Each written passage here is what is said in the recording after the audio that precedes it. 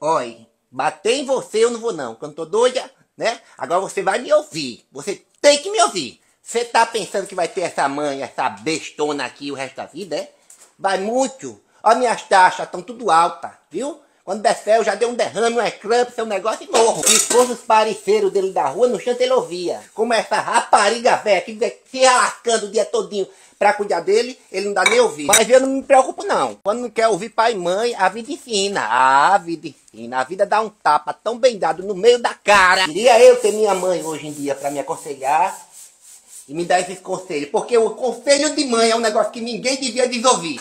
E você sabe, quem não aprende com a mãe, com o pai, aprende na rua. A polícia ensina quando crescer. Ah, não tem muita paciência não, viu?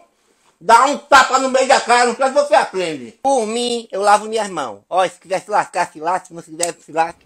Vou dormir que pra pessoa morrer lhe ouvindo é no instante.